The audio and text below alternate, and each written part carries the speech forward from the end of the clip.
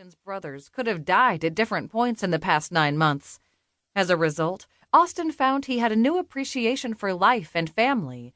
It was most likely the baby boom at the ranch that had him feeling soft, or the fact that he couldn't put to rest his feelings for Maria O'Brien, soon to be Belasco again, that made him resolve to talk to her and see if they could give their marriage another chance.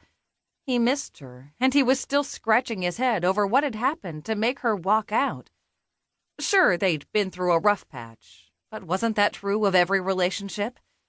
He and Maria had never really had a big fight, a final blow to know they were both throwing in the towel. And then divorce papers had arrived a couple of weeks ago. With everything going on at the ranch, he'd been too busy to look them over. "How are you really feeling?" Austin asked Tommy. "About as good as you look. So like a cow that just spent 20 hours in labor," Tommy teased. "That good, huh? Well, some people just take a vacation when they want to lay in bed and watch TV for a few days, instead of taking a bullet and rolling in via ambulance here at the Bluff Resort and Spa." Austin waved his arm in the air. "What time does the massage therapist come?" "She'll be here any minute, so don't get too comfortable. And, by the way, she has the hands of a goddess," Tommy fired back with a chuckle in between bites, keeping the joke alive. It was good to see him awake and alert, rather than over-medicated with tubes sticking out of him. None of the brothers, Austin included, could shake a similar image of their parents from 9 months ago in this very hospital where they'd died. A later autopsy revealed they'd been poisoned, and Tommy didn't seem any closer to an arrest. "Found this last night and thought of you."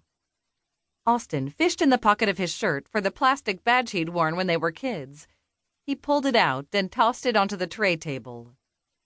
"Wow, how old is this?" Tommy picked up the child's toy and spun it through his fingers. Austin shrugged. "What age were we when we decided to become sheriffs?"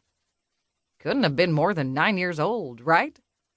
"It was long before either one of us had hair on our chest, that's for sure," Austin said with a laugh. He couldn't imagine being anything other than a cattle rancher, although his childhood had been filled with the usual cop, fireman, and Batman fantasies. "Where on earth did you find this?" Tommy held the badge flat on his palm. "Been in the top drawer of my desk," Austin said with a shrug. "You never could throw anything away."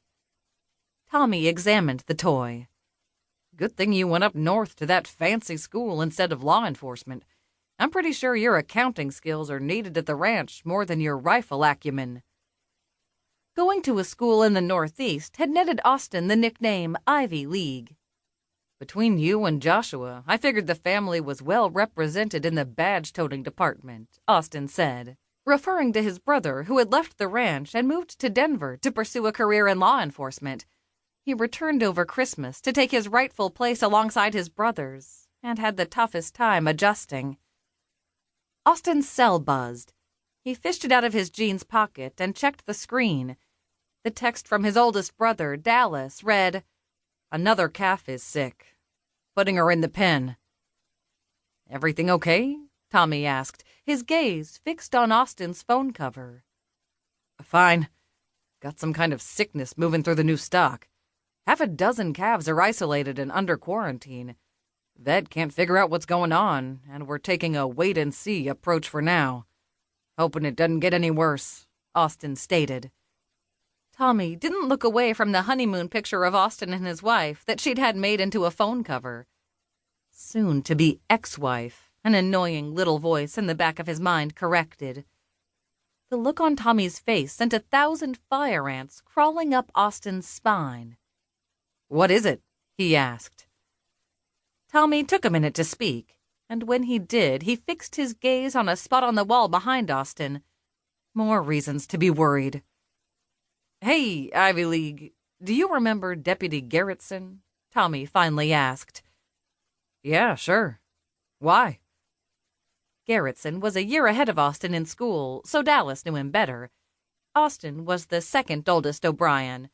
The former deputy had moved to the capital a couple of years back, craving more day-to-day excitement than Bluff, Texas had to offer. He should have stuck around, Austin thought.